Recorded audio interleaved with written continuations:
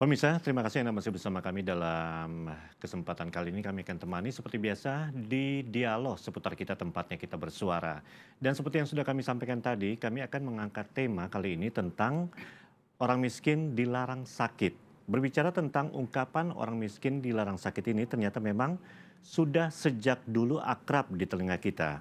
Hal ini ternyata memang ada benarnya. Karena jika dikaitkan dengan biaya rumah sakit, kemudian juga biaya perawatan, belum lagi obat-obatan, berbagai hal tersebut tentu amat menyulitkan bagi mereka yang hidup dalam kemiskinan. Belum lagi kita ketahui BPJS, kemudian juga Kartu Indonesia Sehat yang kadang tidak sesuai dengan harapan. Termasuk juga berbagai rumah sakit rujukan yang ternyata terbatas dan tidak diketahui juga tempat-tempatnya yang benar. Nah, terkait dengan hal itu, kami akan mengajak Anda terlebih dahulu untuk menyaksikan tayangan berikut ini tentang bagaimana rumah sakit yang ternyata tidak merata di kawasan Banten. Kita saksikan tayangannya.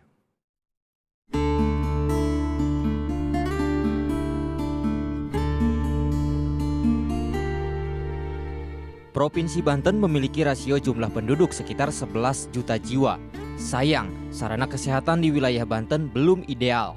Hanya terdapat 233 pusat kesehatan masyarakat untuk melayani seluruh wilayah Banten.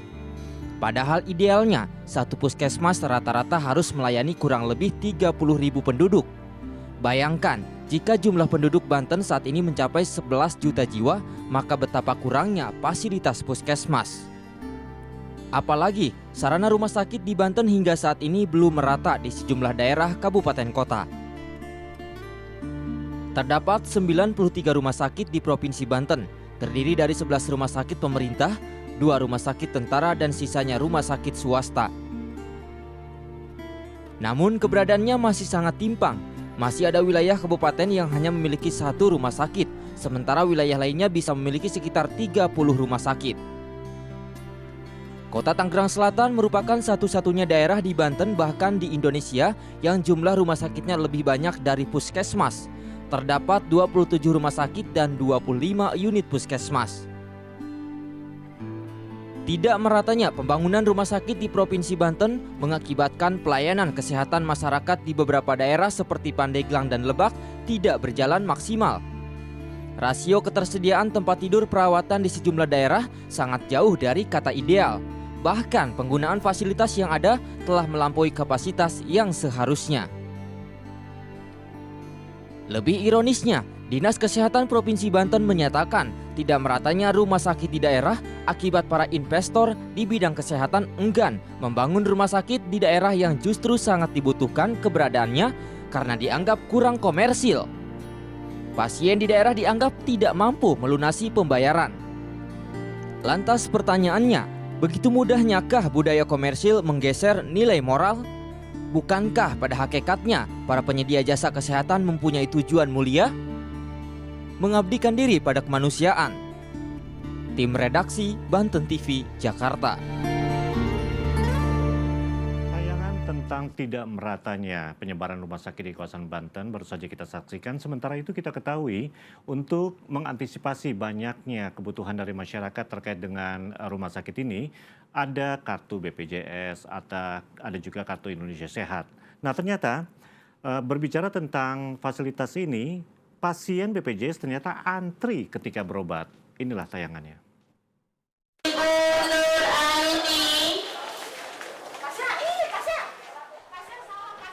Seperti inilah antrian para peserta Badan Penyelenggara Jaminan Sosial atau BPJS di loket pelayanan pasien RSUD Kota Cilegon yang terlihat membludak.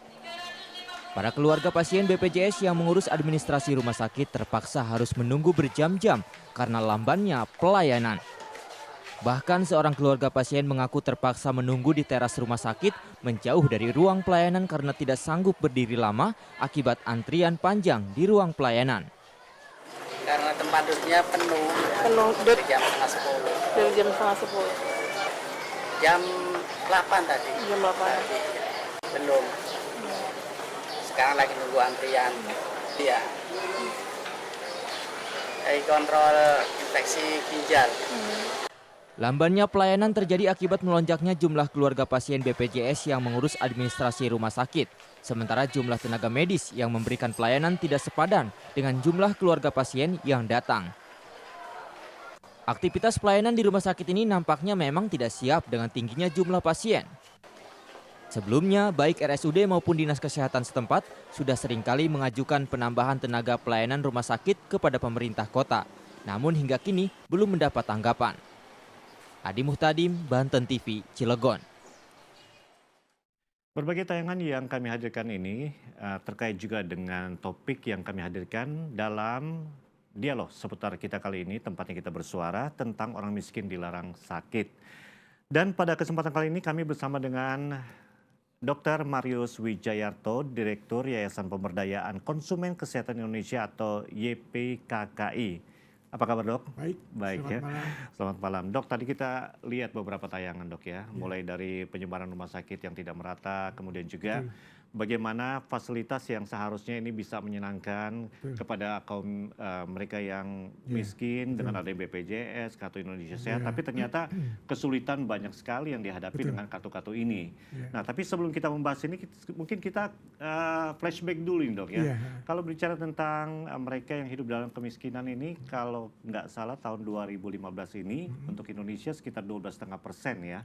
Sementara yang di cover BPJS itu yang sekarang ini 86,4 juta. 86, baru akan berubah sekitar tahun berikutnya sekitar 93 atau 96. Oke, berarti ini tapi sudah yang sekarang bisa cover. 86,4 juta. Oke, ini cukup banyak dong berarti yang di cover ya. Oke. Nah, sekarang gini, Dok, kita kembali lagi nih kalau bicara mereka yang hidup dalam kemiskinan kemudian juga terkait dengan kesehatan itu sendiri. Bagaimana dokter mencermatinya, Dok? Jadi begini ya. Kalau definisi sehat kan ya, itu nggak harus nunggu sakit berobat ya. Di kesehatan itu ada 4 ya. Namanya perlu adanya promotif, preventif, kuratif, dan rehabilitatif. Sekarang ini masyarakat di sini karena dari pemerintah khususnya Kementerian Kesehatan ya, ini belum banyak ke promotif preventifnya, jadi cuman arahnya sakit berobat. Mencegahnya belum ya? Belum, gitu ya? belum operasional belum. Kita bisa lihat ya promotif preventif terhadap misalkan yang sering sekarang kan penyakit demam berdarah misalnya ya. Itu kan nunggu musim dulu. Kalau teori komunikasi menyatakan itu salah. Seharusnya maintenance terus sering ya. Mau musim hujan, musim panas terus sampai kan di komunikasi ada 4 ya. Kita harus melihat, mendengar, mencoba, terus mengadop baru terjadi perubahan perilaku. Jadi jangan nunggu musim dulu. Ini nunggu musim hujan, demam berdarah digalakan, hujan ini panas. Kenapa fenomena seperti ini pemerintah Karena pemerintah belum peduli pentingnya promotif preventif. Hanya mengatakan kalau sakit demam berdarah rumah sakit gratis ya. Nah, ini salah. Jangan nunggu sakit dulu ya. Meskipun miskin, kalau promotif preventifnya baik kan angka kesakitannya kan turun. Jangan gratis bukan. Itu tidak benar kalau menurut saya sih. Ini saya rasa mungkin kalau pola hidup ya seperti itu. Termasuk ya gizi berkeseimbangan, lingkungan baik, istirahat cukup, olahraga nggak usah golf segala, jalan kaki minimal 30 menit ya. Satu hari itu udah mensehatkan. Makanan nggak harus mewah, tapi gizi berkeseimbangan, cukup protein, karbohidrat, lemak, dan vitamin dan mineral ya. Nah, sekarang ini kan yang begini-begini kan kurang, penyuluhannya kurang. Jadi kalau udah begitu hanya dikatakan kalau sakit berobat gratis. Yang satu ditanggung pemerintah, yang satu bayar sendiri ya. Jadi bicaranya tentang antisipasi, padahal kan preventif itu kan perlu penting sekali ya, dari awal. Dan ini harus sesuai dengan adat istiadat budaya setempat ya. Misalkan kalau di Jawa Tengah kan nggak mungkin dikasih jaipongan ya. Kalau jaipongan kan udah, jadi pesan-pesan kesehatan nggak harus yang muluk-muluk nggak ya. Habis itu jangan lupa juga dimonitoring, evaluasi. Nah, itu penting sekali. Jadi yang muluk-muluk termasuk BPJS dan sebagainya. Tapi sebelum dijawab, Dok, kita akan break dulu. Pemirsa, masih dalam dialog seputar kita, tempatnya kita bersuara. Kami mengambil tema tentang orang miskin dilarang sakit. Nah, untuk Anda yang akan berpartisipasi, silakan Anda bisa hubungi telepon kami di 021-630-7303. 021-630-7303. Tetap bersama kami dalam dialog seputar kita, tempatnya kita bersuara.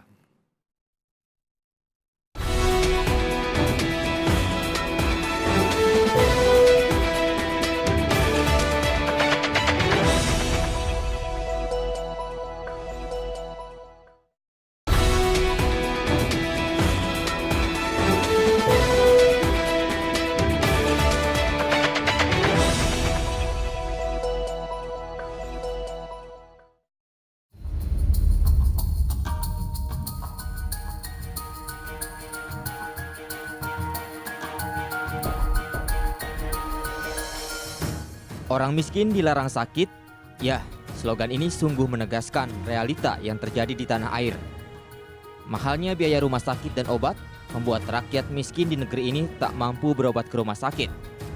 Kesehatan kini sudah menjadi ladang bagi para kapitalis untuk mencari keuntungan tanpa memikirkan rakyat tak mampu. Bayangkan saja, di saat masyarakat miskin membutuhkan pelayanan kesehatan yang gratis, berbagai kartu keluarga program pemerintah untuk pelayanan kesehatan ternyata tidak bisa menjadi jaminan bagi mereka untuk mendapatkan semua itu. Kenyataannya, biaya kesehatan memang mahal. Ongkos obat dan rumah sakit juga membumbung tanpa kontrol. Banyaknya oknum yang bermain dan memanfaatkan program pemerintah untuk masyarakat miskin juga menjadi warna dalam buruknya pelayanan kesehatan bagi si miskin di negeri ini. Maesaroh, warga Kampung Pariuk, Desa Aweh, Kecamatan Kalanganyar, Kabupaten Lebak, Banten, satu dari sekian banyak warga yang harus merasakan kondisi tersebut. Ibu dengan 5 anak ini menderita penyakit tumor ganas di kaki kiri yang memaksanya hanya bisa berbaring di tempat tidur. Pihak keluarga sempat membawanya untuk berobat ke rumah sakit di Jakarta. Namun kondisi ekonomi yang tak memungkinkan membuat Maesaroh hanya bisa dirawat ala kadarnya di rumah dengan segala keterbatasan. Pihak keluarga pun kala itu sudah tidak bisa berbuat banyak, terlebih sang suami yang hanya bekerja sebagai buruh kasar dengan penghasilan pas-pasan. Nasib serupa juga dirasakan Ipul, bocah penderita tumor ganas di leher, warga Kampung Gedek, Kelurahan Kuranci, Kecamatan Taktakan, Kota Serang, Banten. Ia terpaksa menghabiskan masa kanak-kanaknya bersama kedua orang tua dan adik-adiknya saja.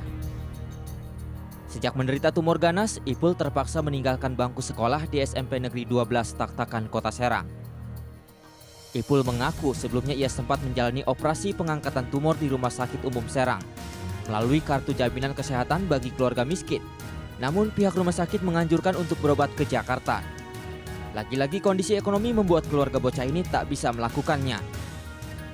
Sambil meratapi nasibnya, para warga miskin ini hanya bisa berharap sewaktu-waktu ada dermawan yang rela memberikan bantuan agar penyakit yang mereka derita dapat disembuhkan. Slogan orang miskin dilarang sakit tampak memang benar adanya. Rakyat miskin kerap dikucilkan karena dianggap tak mampu membayar perawatan kesehatan rumah sakit. Ironis memang, tapi inilah cerita dari negeri yang penuh janji-janji. Tim Redaksi, Banten TV, Jakarta. Baru saja kita saksikan tadi tayangan tentang bagaimana keluarga yang miskin yang sulit untuk mendapatkan pengobatan. Pemirsa, masih dalam dialog seputar kita kali ini, kami akan mengajak Anda juga untuk mendengarkan berbagai hal yang akan disampaikan oleh seorang tamu saya yang berada di ujung telepon, yaitu Bapak Ali Taher. Beliau kita ketahui juga dari Komisi 9 DPR. Mungkin saya akan jumpai dulu. Halo Pak Ali. Alhamdulillah. Gimana Pak Ji? Baik-baik, alhamdulillah. Baik Pak. Baik-baik, alhamdulillah. Saat ini berada di kawasan Sulawesi Pak ya? Iya, baru mendarat dari Manado ya. Manado ya. Waduh, Iya. maaf Pak, kita mengganggu waktu Bapak nih Pak. Enggak apa-apa. Ya Pak Ali, kita berbicara kali ini tentang tema yang kami ambil, orang miskin dilarang sakit Pak. Dan ada beberapa tayangan kita saksikan tadi tentang bagaimana keluarga-keluarga miskin yang memang sulit untuk berobat. Sementara itu Pak Ali juga kan ini membidangi pendidikan, kesehatan ya Pak ya? BPJS juga ya Pak. Bagaimana Bapak mencermati Pak? Karena memang untuk tahun 2015 ini sekitar 12,5% nih penduduk Indonesia yang hidup dalam kemiskinan Pak. Ya, kalau dari sisi kemiskinan itu kan memang data BPJS pusat. Ya. Tetapi yang kita perlu dudukan persoalan itu kan aspek kesehatannya. Iya, betul. Bagi setiap warga negara itu paling tidak ada 3 landasan hukum konstitusional kita menyatakan bahwa salah satu tujuan negara itu adalah mensejahterakan rakyatnya. Ya. Yang kedua, di dalam pasal 28H, setiap warga negara berhak hidup sejahtera lahir batin, bertempat tinggal dan mendapatkan pelayanan kesehatan. Ya. Nah, itu hak-hak konstitusional warga negara. Dan pasal 34 Undang-Undang Dasar 1945 juga menyatakan bahkan memperkuat posisi itu. Bahwa negara harus hadir dengan mengembangkan sistem jaminan sosial bagi seluruh rakyat Indonesia. Ya. Dan memberdayakan masyarakat yang lemah dan tidak mampu sesuai dengan martabat kemanusiaan. Kemudian di dalam pasal 34 ayat 3, negara bertanggung jawab atas penyediaan fasilitas pelayanan kesehatan dan pelayanan umum yang layak. Iya. Jadi tidak ada alasan apapun bagi negara, apalagi rumah sakit pemerintah di daerah, menolak pasien Tapi dengan faktanya, Pak, berbagai macam jenis penyakit apapun. iya, tapi faktanya, Pak, Karena tahun ini saja itu kita menaikkan anggaran bidang kesehatan di Komisi 9 itu sampai 75 triliun. oke. Ya, ini 75 triliun, artinya 100% lebih kita naikkan. anggaran yang nggak sedikit ini, Pak, ya. Kenapa demikian? Karena kita berharap setiap warga negara yang mendapatkan pelayanan yang terbaik pada sektor kesehatan. Baik. Tidak boleh ada rumah sakit yang menolak, tidak boleh ada dokter yang menolak. Bahkan negara juga harus kita sediakan fasilitas-fasilitas yang cukup untuk rakyat. Baik. Setiap rakyat yang datang ke rumah sakit itu harus mendapatkan pelayanan yang sebaik-baiknya sesuai dengan keadaan rumah sakit tersebut. Baik. Dan Pali. juga penyakitnya. Iya, Pali. Nah, Halo, Pali. halo ya. Iya. Tadi Bapak menyatakan ada beberapa Ya. undang-undang yang memang memfasilitasi bahwa memang masyarakat berhak untuk mendapatkan itu, Pak. Tapi kenyataannya sampai dengan saat ini kita ketahui tidak hanya di kawasan ibu kota, di daerah itu apalagi, Pak. Mereka tidak mendapatkan sesuai dengan fasilitas yang Bapak maksudkan tadi, Pak. Iya, maka DPR mesti turun. Mm-mm. DPRD setempat, Oke. DPR RI, DPR provinsi mesti turun mengawasi pelaksanaan jaminan kesehatan masyarakat di rumah sakit itu. Mm. Dan sudah turun Kalau atau DPR gimana nih, nggak Pak? turun gimana? Hah? Sudah turun atau bagaimana nih? Nah, ini kan tergantung pada semangat dan niat baik dari anggota DPR yang telah dipilih oleh rakyat untuk memperjuangkan hak rakyat itu. Mm-mm. Lalu rekan-rekan Saya Bapak termasuk sedih sekali kalau melihat kenyataan seperti di Banten tadi itu. Ya. Menyedihkan sekali. Mm-mm. Jenis penyakit apapun memang sudah dijamin oleh negara lewat APBN dari Betul. sisi teknis anggaran. Oh. Maka tidak ada alasan rumah sakit menolak. Mm-mm. Nah, oleh karena itu menurut saya nanti kita rapat kerja dengan Kementerian Kesehatan, kita akan tegur menterinya. Kenapa bisa terjadi seperti itu? Dan berulang-ulang. Mm-mm. Nah, apakah itu pelayanan kesehatan di daerah maupun di puskesmas yang terpencil sekalipun, Ya. negara harus hadir di situ karena kita sudah cukupkan anggaran belanja negaranya itu Baik. pada sektor kesehatan. Baik, Pali. Bahkan SDM-nya, dokter spesialis kita tambah. Iya, iya, iya. Kemudian bidannya dan perawatnya nanti kita tambah, bahkan sudah berjalan. Mm-mm. Kemudian juga alat kesehatannya kita sudah mulai menyetujui, bahkan sudah berjalan sebagian. Nah, sekarang apalagi yang kurang? Yang kurang itu adalah kemauan dari rumah sakit yang ada di situ untuk melayani masyarakat itu. Baik. Pali, kita akan break. Sini ada Dr. Marius. Ini rupanya Dr. Marius ini Terima termasuk kasih. salah satu anggota juga yang menyusun tentang fasilitas-fasilitas itu, Pak, ya. Sehingga ini kok bisa ada kontradiktif sekali antara pihak rumah sakit yang menolak. Ini, Pak, Sebetulnya gini ya, kita lihat sejak tahun 1980 sampai tahun 2000, WHO sudah mengamanatkan pelayanan kesehatan berdasarkan patient safety. Ya, artinya pasien patient selamat. safety. Bukan hanya bisa masuk puskesmas Oke. atau masuk rumah sakit. Ya, ada 191 negara termasuk Indonesia. Ya. Ya, di situ dijelaskan karena apa? Pelayanan ke rumah sakit di dunia dari charity sudah bergeser jadi komersil. Komersil, ya. Makanya WHO mengamanatkan patient safety. Ada 4 pilar. Di situ salah satunya ditentukan perlunya norma, standar pelayanan yang nasional, pedoman global dan aturan lain. Ya. Di sini fatal Indonesia sampai saat ini tidak ada standar pelayanan medik khususnya yang nasional. Per lokal ada. Ya. Jadi dalam hal menentukan biaya dan sifat pelayanannya tanpa standar itu adalah omong kosong besar. Ya, dari ada standar pelayanan medik yang nasional ditentukan difasilitasi oleh Kemenkes, itu setiap tahun ada dananya. Bahkan terakhir saya dengar sudah studi banding ke Australia. Australia malah ya. Hasilnya sampai sekarang tidak ada. Harusnya fasilitasi Kemenkes dikumpulkan semua itu. Ada orang yang berhubungan dengan profesi kesehatan, ada dokter, perawat, bidan, dan sebagainya. Duduk bareng-bareng membuat standar pelayanan medik yang nasional khususnya. Setelah itu duduk bareng-bareng lagi dengan Kemenkes, itu menyusun namanya clinical pathway. Ya. Setelah itu duduk bareng-bareng lagi menentukan unit cost. Saya terus terang, saya tidak menyalahkan rumah sakit karena standarnya aja juga nggak ada. Dan perlu diingat, BPJS sampai saat ini belum punya petunjuk pedoman pelaksanaan. Ya, aneh, program triliunan, pedoman pelaksanaannya nggak ada. Tapi ya. Bapak salah satu yang ikut menyusun draft ini kan? Kita waktu itu tahun 99, saya bertiga mengusulkan amandemen Undang-Undang Dasar 1945. Tadi yang seperti dikatakan dari teman saya dari DPR, sehingga keluar pasal 28H yang intinya kesehatan sebagai hak asasi. Mau miskin, mau kaya, berhak mendapatkan sebagai kesehatan hak asasi. Pasal 34, wakil miskin dan orang terlantar, kesehatannya wajib ditanggung oleh penyelenggara. Dalam menentukan cost-nya, itu tadi pakai pedoman internasional.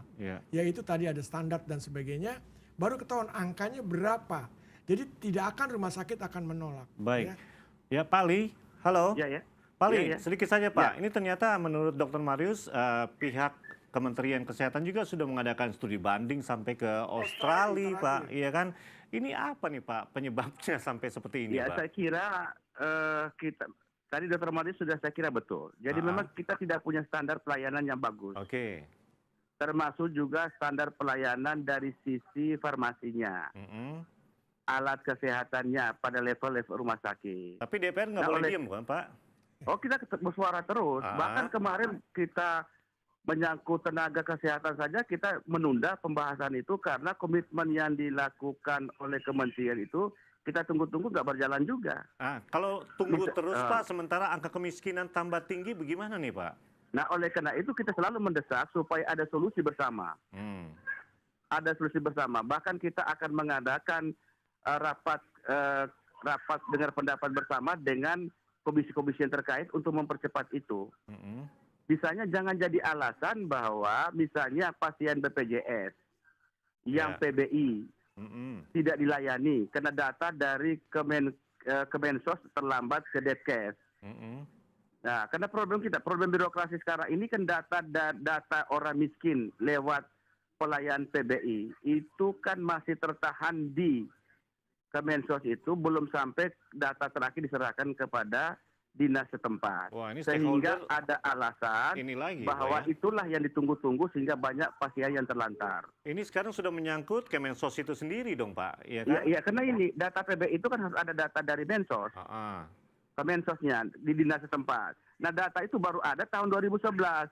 Sementara kan ada orang yang sudah sehat, ada orang yang sudah meninggal, ada orang seterusnya kan harus diupdate lagi data itu.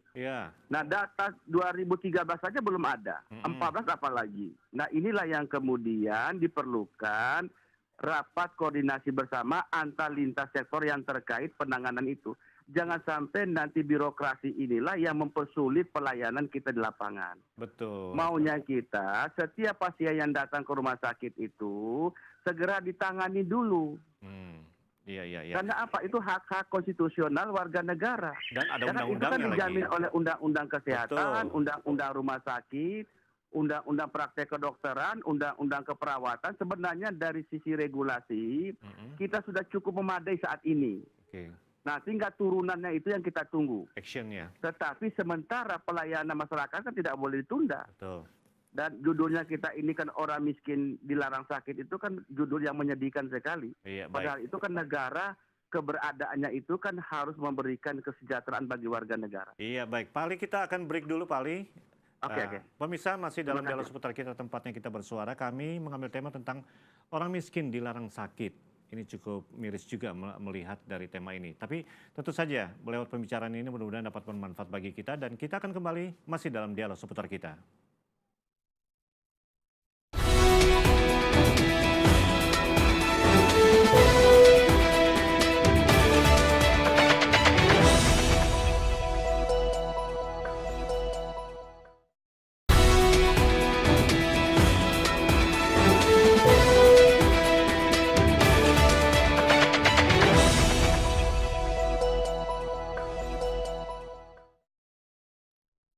Pemirsa, terima kasih Anda masih bersama kami dalam dialog seputar kita. Orang miskin dilarang sakit, topik yang kami hadirkan lewat acara ini.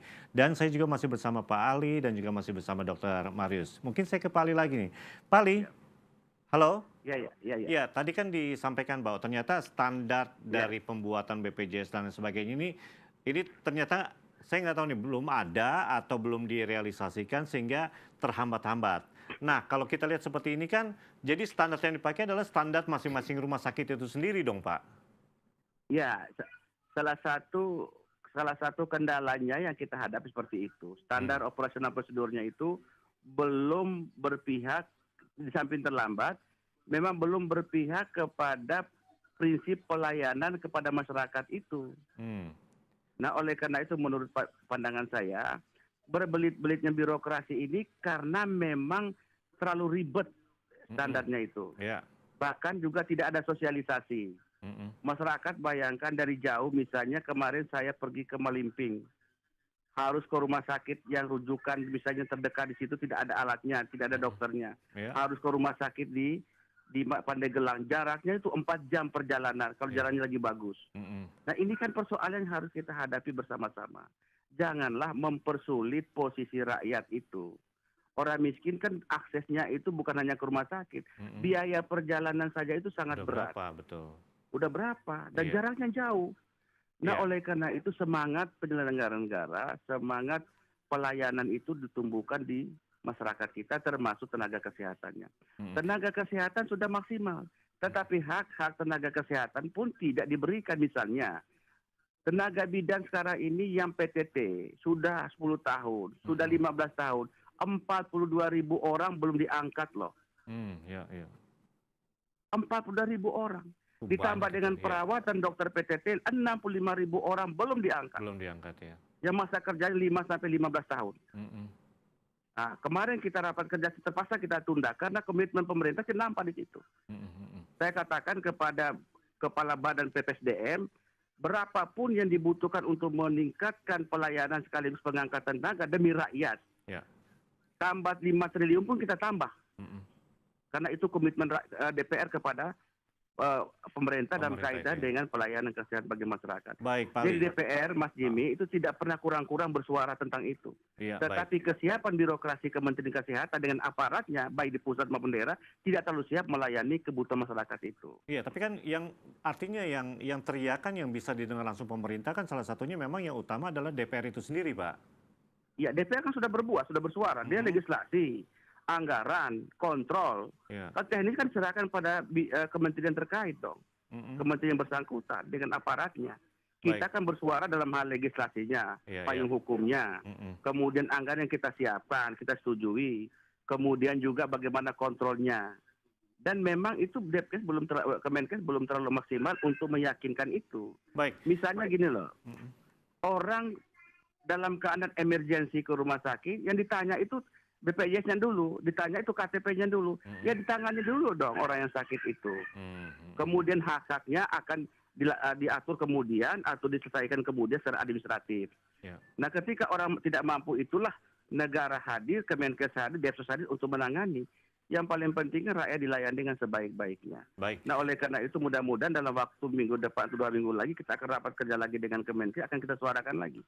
Kita seperti tunggu. kasus yang tadi di mana di Lebak itu kan kasihan sekali. Kita tunggu hasilnya ya, Pak ya. Iya, mudah-mudahan begitu, Pak Ji. Baik, ini saya ke Dr. Marius ya. Baik, kita ke Dr. Marius. Ini Dr. Marius sedikit saja, Dok. Ini terkait dengan tadi disampaikan rakyat berhak, iya kan? Rakyat kan kasih iuran juga kan untuk BPJS ini kan. Sudah menempuh jarak sekian, harus lagi bayar ongkos, iuran lagi, tapi apa yang didapati? Jadi begini ya, untuk BPJS Kesehatan, kebetulan saya pantau udah 31 provinsi, saya datang sampai Papua ya. Saya potong dulu Pak ya mungkin. Pak Ali, halo. Ya. Iya, Pak Ali mungkin masih dalam tugas lagi Pak ya. Terima kasih Pak atas kehadirannya Pak. Lewat telepon ini Pak. Terima kasih banyak Pak. Ya. Baik, kita akan jumpa lagi Pak ya nanti Pak ya. Amin insya Allah. Iya, terima kasih Pak. Terima kasih. Salam. Bagaimana Pak? Jadi begini ya, kan program BPJS Kesehatan itu ada 2. Ada yang namanya PBI, penerima bantuan iuran. Itu kemarin ini 86,4 juta. Ya. itu dibayari oleh pemerintah, tidak gratis. Oh, tidak ya. gratis. Dibayari oleh pemerintah dikala dia sakit. Ya. Nah ini anggaran yang disediakan per kepala per bulan Rp19.225 per bulan. Baik, Pak, kita break dulu, sudah ada penelpon, Pak. Kita iya, tampung dulu pertanyaannya. Halo, seputar kita. Halo, selamat malam. Malam, dengan Bapak siapa, di mana, Pak? Pak Har, Jakarta. Baik, silakan Pak, apa yang mau disampaikan? Langsung saja. Selamat malam Bapak narasumber. Iya. Selamat malam. Jadi begini, ini kalau dengar kata-kata orang DPR apa bukan main manisnya, enak sekali kita dengarnya. Ya. Saya mau kasih penjelasan dulu. Peserta BPJS itu sudah 150 juta orang. Ya. Itu orang BPJS sendiri yang bilang, ketua BPJS. Jadi kita ambil jalan tengah aja, Mas. Ya. Kelas 2 rata-rata itu kan 40, hampir 43 ribu. Kita kalikan aja 40 ribu. Satu bulan itu kan 6 triliun itu uang. Ya. Kemana kan orang itu kan? Kemana itu ya? Nah, jadi kau usah soal DPR bilang tanggung negara segala macam, uang-uang kami aja kemana itu kan? Nah, sekarang saya ini anggota keluarga saya ada entah 15 orang itu peserta BPJS, ada nomor kelas 2, ada nomor kelas 1. Daftarlah, ya. Jadi yang mempergunakannya itu dalam 1 tahun setengah ini baru saya. Ya, ya. Itu pun bukan karena sakit. Nah, beli kacamata, itu bantuan dari BPJS cuma 250 ribu. Harga kacamata itu 700 ribu. Ya. Banyak uang saya lagi keluarnya. Jadi kemana itu uang? Baik. Ini jangan bicara yang manis-manis lah. Jadi begini lagi Mas, ada ini laporan nih, paling penting nih ya. Kalau di daerah kabarnya ya, itu dokter-dokter menerima itu orang yang BPJS, aturnya itu tidak rawat inap ya. Dia bikin rawat inap supaya banyak pemasukan. Tapi kalau untuk DKI, dia disiplin. Nah ini harus diperhatikan juga. Jadi yang manapun udah nggak benar ini. Baik. Masing-masing dari yang rumah sakit juga tidak benar, dari yang melola BPJS juga tidak benar. Ini perlu revolusi nih, orang-orang yang apa ini? Perlu dibersihkan orang-orang itu. Iya. Kasihan kan masyarakat. Baik. Terima kasih. Terima kasih Pak Har, ini perlu revolusi katanya Pak. Setuju, Ya, tapi sebelum ditanggapi Pak, kita akan break dulu. Pemirsa, masih dalam dialog seputar kita, tempatnya kita bersuara. Kami mengangkat tema tentang orang miskin dilarang sakit. Nah, untuk Anda yang akan berpartisipasi, silakan, masih ada kesempatan. 0216307303. Tetap bersama kami dalam dialog seputar kita.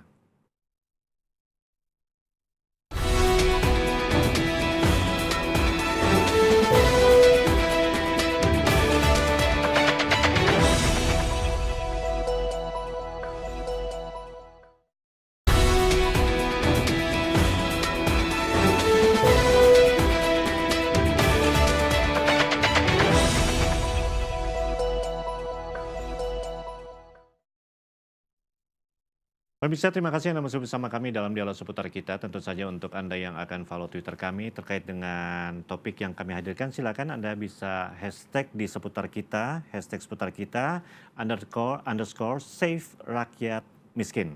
Anda bisa langsung memfollownya. Dan masih bersama Dr. Marius, tadi ada pertanyaan, ada sharing juga dari Pak Har tadi ya. Dibilang revolusi, kemudian juga ini kemana sebetulnya dana iuran-iuran, apalagi tadi dibilang satu keluarga ikut, tapi pada saat merealisasikan ini sulitnya seperti itu yang dirasakan. Saya sudah mencoba menganalisa BPJS ya. Kita lihat undang-undang BPJS menyatakan harus transparan dan akuntabel. Antara lain harus ada penyajian laporan keuangan ya pada awal tahun dan per semester. Yang Bapak lihat sekarang? Sampai saat ini saya tekan-tekan terus ya, katanya ada di websitenya dia.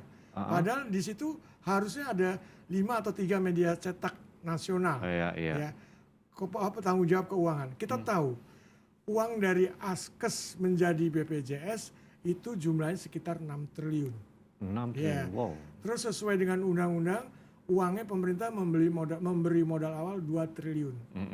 Ya, terus untuk yang penerima bantuan iuran, ya, itu angkanya kalau 86,4 juta kali 19.225 rupiah per bulan, per tahun itu berapa ya? Belum lagi yang dari yang orang bayar, non PBI ya.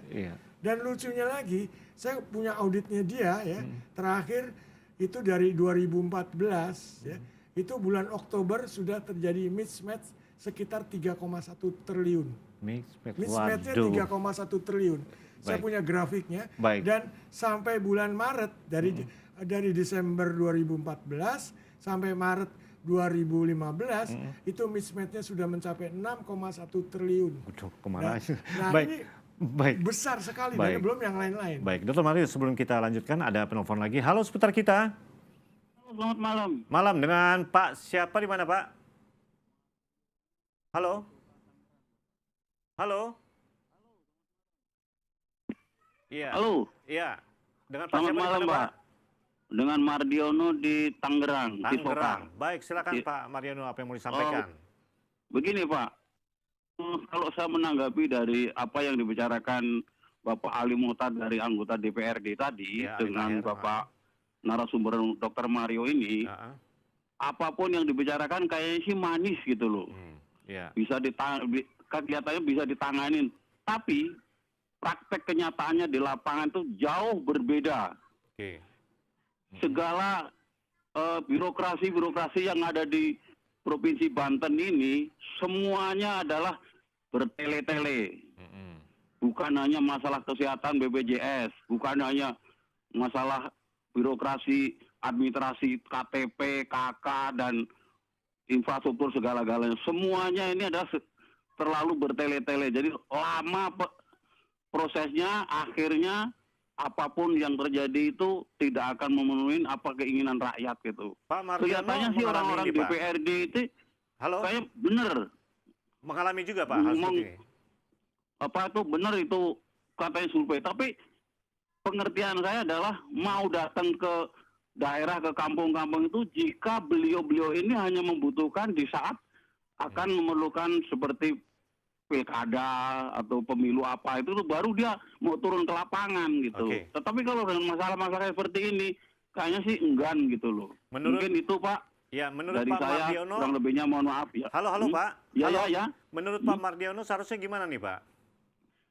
Ya seharusnya nih Provinsi Banten ini harus cari orang-orang yang seperti Ahok di Jakarta itu. Oh, gitu ya, Pak. Yang sanggup untuk memimpin Provinsi Banten ini. Jadi biar semuanya birokrasi ini bisa lancar. Karena Baik. ini udah instruksi dari Presiden. Ya, ya. Bikin surat izin aja ditargetkan hanya 1 hari, 1 jam selesai. Baik. Gitu. Ya, Itu mungkin yang harus dicarikan orang-orang seperti di DKI atau di daerah istimewa Yogyakarta. Ya. Mungkin itu. Terima kasih. Selamat terima malam. kasih. Baik. Birokrasi nih, Pak, kelihatannya. Bapak menyoroti tentang itu juga, Pak, ya? Iya, bahkan saya minta pertanggungjawabkan keuangannya.